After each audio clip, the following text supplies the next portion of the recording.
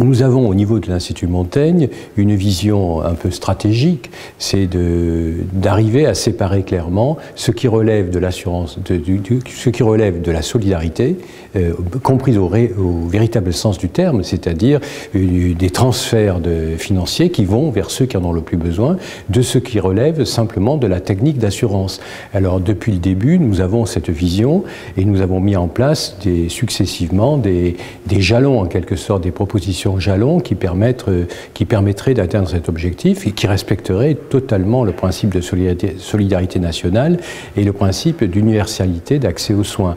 Alors, au niveau de la solidarité, nous avons travaillé pas mal pour faire des propositions en matière de financement de la solidarité et de mettre en avant une CSG santé qui permettrait d'avoir une certaine clarification du financement, d'avoir un indicateur qui soit lisible par tout le monde. Mettons, la CSG serait de 7 ou 8% de l'ensemble des revenus. Et si une certaine année, il y a un déficit en matière du financement de la solidarité, eh bien la CSG évolue l'année d'après, ce qui permettrait d'éviter de transférer les déficits successifs sur nos enfants ou nos petits-enfants. Et nous avons proposé également que des expérimentations soient conduites, par exemple à l'initiative des grandes mutuelles de la fonction publique, qui pourraient très bien gérer en fait la partie assurantielle pour les populations qu'elles couvrent, ce qui permettrait de voir exactement toutes les possibilités qu'offre cette piste. Et nous pensons que les possibilités sont très larges, en particulier pour mettre en œuvre de véritables réseaux de soins, de réseaux de soins et des réseaux de santé.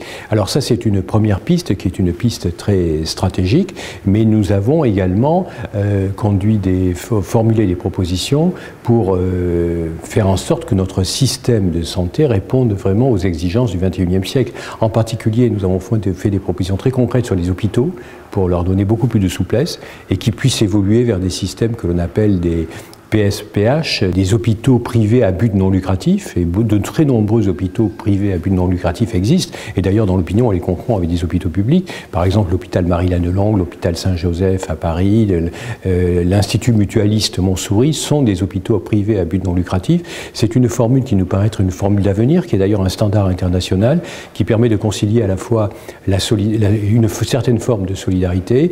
Nous avons travaillé également beaucoup sur les problèmes d'évaluation et de qualité, car la qualité doit être au centre du système.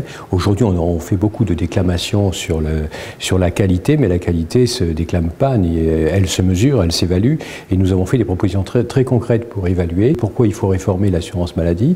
Il faut la réformer pour des raisons de solidarité, mais également pour faire en sorte que notre système de santé puisse être compétitif, c'est-à-dire puisse offrir à tous les résidents français un système de qualité. Et aujourd'hui, on passe à côté d'un grand nombre d'innovations qui ne sont ni de droite ni de gauche, mais qui permettent de mieux gérer la santé, la mise en place de véritables réseaux de soins, la mise en place de véritables systèmes d'hospitalisation à domicile, la mise en place par exemple de seconde opinion, de second avis médical, digne de ce nom également. Bref, autant d'innovations, par exemple également que chacun possède un véritable dossier médical personnalisé. Alors c'est un sujet qui est d'actualité depuis quelques années, mais on n'en voit pas la sortie. Or, il y a des évolutions technologiques importantes. Rien ne nous interdirait aujourd'hui d'avoir chacun sur une clé USB sécurisée son propre dossier médical. Ça serait la meilleure façon de garantir à la fois l'individualisation des données, leur protection et l'accès en permanence à ces données.